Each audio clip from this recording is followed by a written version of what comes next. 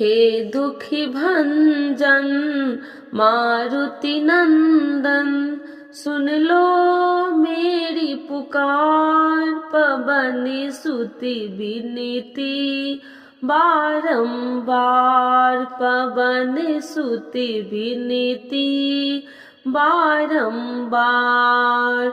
श्री हनुमान जी की जय।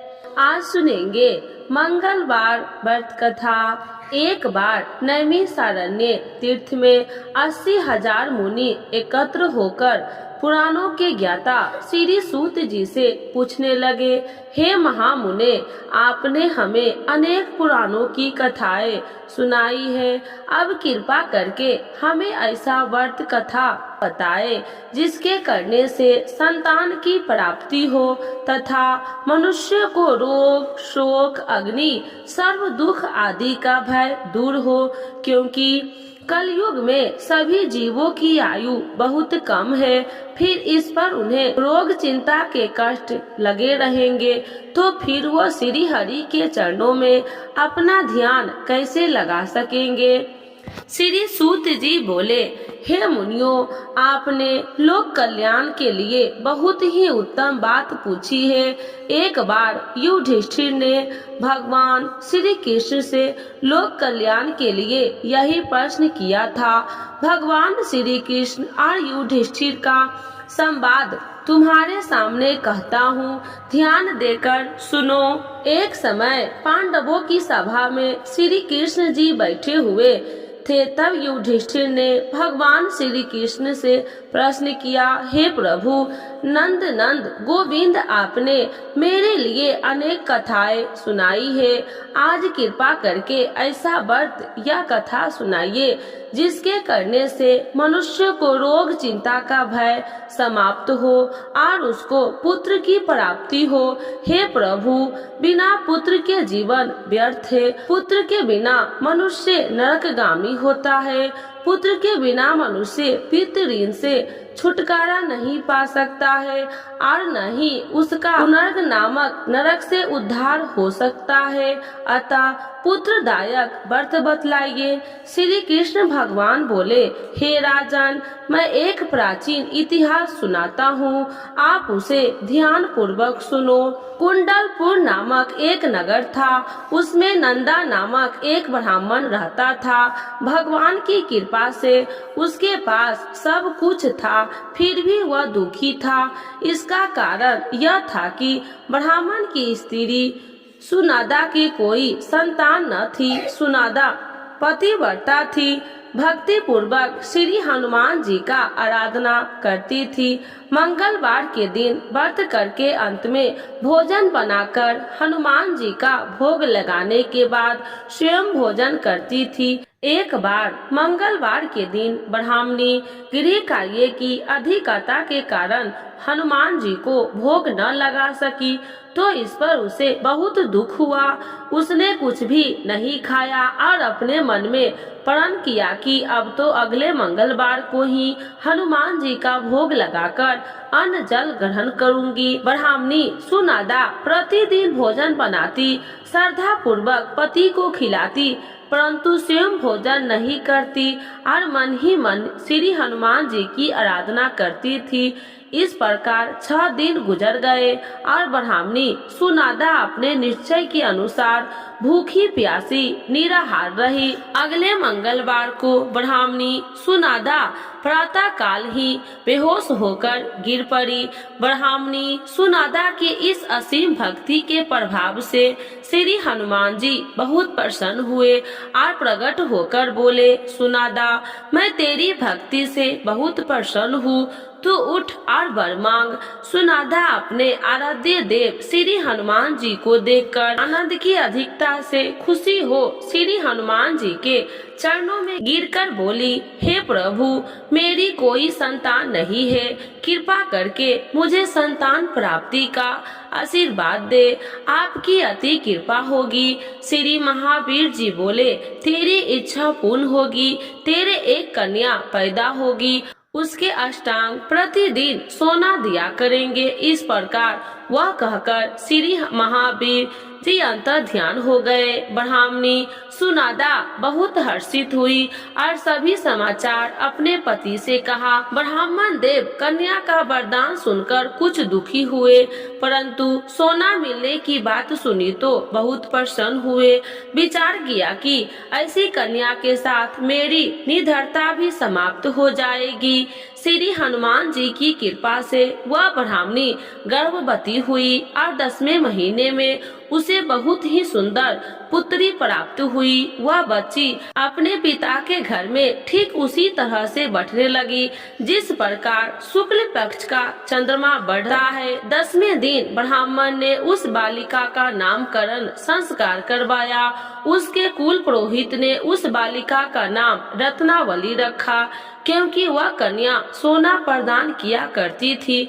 इस कन्या ने पूर्व जन्म में बड़े ही विधान से मंगल देव का व्रत किया था। रत्नावली का अष्टांग बहुत सा सोना देता था। उस सोने से नंदा ब्राह्मण बहुत ही धनवान हो गया। अब ब्राह्मणी भी बहुत अभिमान करने लगी थी। समय बीतता रहा। वह रत्नावली 10 वर्ष की हो चुकी थी। एक दिन जब नंदा ब्राह्मण प्रसन्नचित्त था, तब सुनादा ने अपने पति से कहा, मेरी पुत्री रत्नावली विवाह के योग्य हो गई है, अतः आप कोई सुंदर तथा योग्य वर देखकर इसका विवाह कर दे। यह सुन ब्राह्मण बोला, अभी तो रत्नावली बहुत छोटी है। तब ब्राह्मणी बोली, शास्त्रों के ज्ञाता है कि कन्या 8वें वर्ष में गौरी, 9वें वर्ष में रोहिणी, 10वें वर्ष में कन्या, इसके पश्चात रजस्वला हो जाती है। गौरी दान से पाताल लोक की प्राप्ति होती है, रोहिणी के दान से वैकुंठ लोक की प्राप्ति होती है, कन्या के दान से इंद्र लोक की सुखों की प्राप्ति होती है। अगर हो पतिदेव रजस्वला का दान किया जाता है तो घोर नरक की प्राप्ति होती है।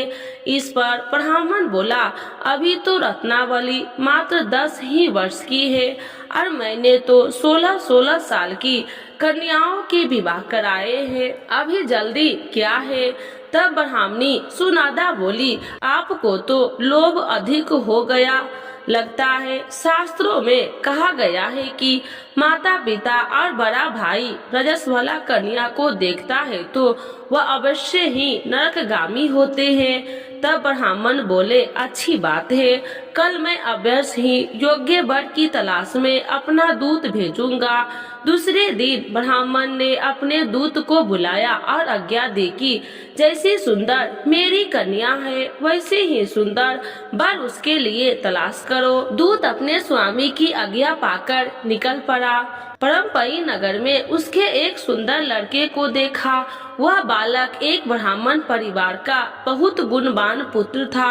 उसका नाम सोमेश्वर था। दूत ने उस सुंदर व गुणवान ब्राह्मण पुत्र के बारे में अपने स्वामी को पूर्ण विवरण दिया। ब्राह्मण नंद को भी सोमेश्वर अच्छा लगा और फिर शुभ मुहूर्त में विधि पूर्वक कन्या का दान करके ब्राह्मण ब्राह्मणी संतुष्ट हुए। परंतु ब्राह्मण के मन में तो लोभ समाया हुआ था। उसने कन्या दान तो कर दिया था, पर वह बहुत खित्र भी था। उसने विचार किया कि रत्नावली तो अब चली जाएगी और मुझे इससे जो सोना मिला था वह अब मिलेगा नहीं। मेरे पास जो धन था कुछ तो इसके विवाह में खर्च हो गए और जो शेष बचा है वह भी कुछ दिनों के पश्चात समाप्त हो जाएंगे। मैंने तो इसका विवाह करके बहुत बड़ी भूल कर दी है। अब कोई ऐसा उपाय हो तो रत्नावली मेरे घर में ही बनी रहे, अपने ससुराल न जावे। लोभ रूपी राक्षस ब्राह्मण के मस्तिष्क पर छाता जा रहा था। रात भर अपनी शैया पर बेचैनी से करवटे बदलते बदलते उसने बहुत ही क्रूर निर्णय किया। उसने विचार किया कि जब रत्नावली को लेकर उसका पति रामेश्वर अपने घर के लिए जावेगा तो वह मार्ग में छिपकर रामेश्वर का वध कर देगा और अपनी लड़की को अपने घर ले आवेगा, जिसने नियमित रूप से उसे सोना भी मिलता रहेगा और समाज का कोई मनुष्य उसे दोष भी नहीं दे सकेगा। प्रातः काल हुआ तो नंदा और सुनंदा ने अपनी जमाई तथा लड़की को बहुत सारा धन देकर विदा किया। रामेश्वर अपनी पत्नी रत्नावली को लेकर ससुराल से अपने घर की तरफ चल दिया। ब्राह्मण नंदा महालोभ वशीभूत हो अपनी मति खो चुका था। पापे पुण्य उसे विचार न रहा था। अपने भयानक व क्रूर निर्णय को कार्य रूप देने के लिए उसने अपने दूत को मार्ग में अपने जमाई का वध करने के लिए भेज दिया, ताकि रत्नावली से प्राप्त होने वाला सोना उसे हमेशा मिलता रहे और वो कभी निर्धन न हो। ब्राह्मण के दूत ने अपने स्वामी की आज्ञा का पालन करते हुए उसके जमाई रामेश्वर का मार्ग में ही वध कर दिया। समाचार प्राप्त कर ब्राह्मण नंदा मार्ग में पहुंचा और रुदन करती हुई अपनी पुत्री रत्नावली से बोली, हे पुत्री, मार्ग में लुटेरे ने तेरे पति का वध कर दिया है। भगवान की इच्छा के आगे किसी का कोई बस नहीं चलता। अब तो घर चल, वहाँ पर ही रहकर शेष जीवन व्यतीत करना। जो भाग्य में लिखा हो वही होगा। अपने पति की अकाल मृत्यु से रत्नावली बहुत दुखी हुई। करुण कंदन व रुदन करते हुए अपने पिता से बोली, हे पिताजी, इस संसार में जिस स्त्री का पति नहीं है उसका जीना व्यर्थ है। मैं अपने पति के साथ ही अपने शरीर को जला दूंगी और सती होकर अपने इस जन्म को माता पिता के नाम को तथा सास ससुर के यश को सार्थक करूंगी। ब्राह्मण नंदा अपनी पुत्री रत्नावली के वचनों को सुनकर बहुत दुखी हुआ। विचार करने लगा, मैंने व्यर्थ ही जमाई वध का पाप अपने सिर पर लिया। रत्नावली तो उसके पीछे अपने प्राण तक देने को तैयार है। मेरा तो दोनों तरफ से मरण हो गया। धन तो अब मिलेगा नहीं। जमाई वध के पाप के फल स्वरूप यम यातना भी भुगतनी पड़ेगी। यह सोचकर बहुत दुखी खित्र हुआ। रामेश्वर की चिता बनाई गई। रत्नावली सती होने की इच्छा से अपने पति का सिर अपने गोद में रखकर चिता में बैठ गई। जैसे ही रामेश्वर की चिता को अग्नि लगाई गई, वैसे ही प्रसन्न हो मंगल देव वहाँ प्रकट हुए और बोले, हे रत्नावली, मैं तेरी पति भक्ति से बहुत प्रसन्न हूँ। तू वर मांग। रत्नावली ने अपने पति का जीवन दान मांगा। तब मंगल देव बोले, रत्नावली, तेरा पति अजर अमर है, यह महाविद्वान भी होगा। इसके अतिरिक्त तेरी जो इच्छा हो वर मांग। तब रत्नावली बोले, हे ग्रहों के स्वामी, यदि आप मुझ पर प्रसन्न है तो मुझे यह वरदान दीजिए कि जो भी मनुष्य मंगलवार के दिन प्रातः काल लाल पुष्प लाल चंदन से पूजा करके आपका स्मरण करे, उसको रोग व्याधि न हो, स्वजनों की कभी वियोग न हो, सर्प अग्नि तथा शत्रुओं का भय न हो। जो स्त्री मंगलवार का व्रत करे वह भी विधवा न हो। मंगल देव तथा अस्तु कहकर अंतर ध्यान हो गए। रामेश्वर मंगल देव की कृपा से जीवित हो उठा। रत्नावली अपने पति को पुनः प्राप्त कर बहुत प्रसन्न हुई और मंगल देव का व्रत प्रत्येक मंगलवार को करके व्रत राज और मंगल देव की कृपा से इस लोक में सुख ऐश्वर्य के भोगते हुए अंत में अपने पति के साथ स्वर्ग लोक गई।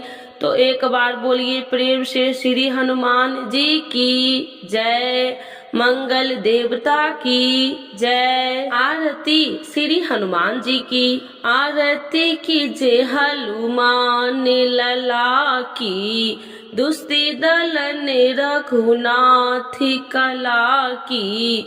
आरती की जय हनुमान लला की, दुष्टि दल ने रघुनाथ कला की।